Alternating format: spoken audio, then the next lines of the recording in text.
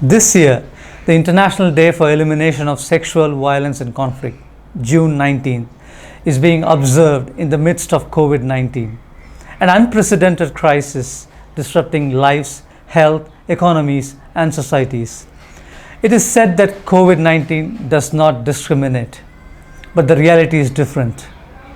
Gender and poverty does influence the level of preparedness and response and the ability to cope with the impact of COVID-19.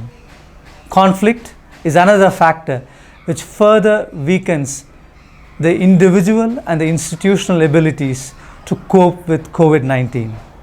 Evidence is already showing globally that impacts of COVID-19 are different for women and men, and how they're exacerbating existing gender inequalities in the societies.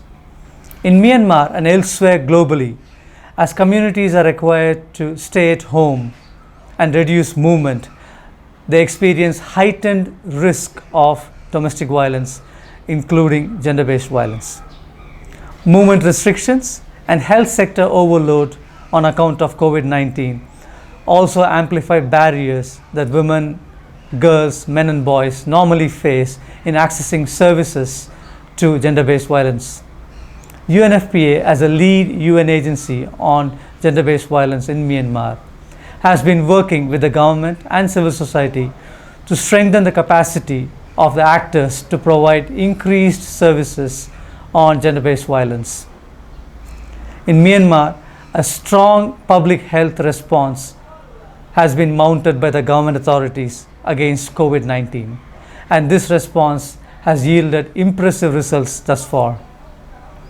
Commending the national authorities for this, on this day, we call upon authorities, armed actors, civil society, and the international community to come together and to commit to work together to end gender-based violence. Myanmar became a signatory to the Joint Communique on conflict-related sexual violence in 2018. This was a milestone development. Today, we call upon actors in Myanmar to implement the actions agreed within the Joint Communique. We call upon the actors to protect vulnerable women, men, boys and girls from conflict-related sexual violence, to put survivors at the center of the response, and to promote accountability to end conflict-related sexual violence.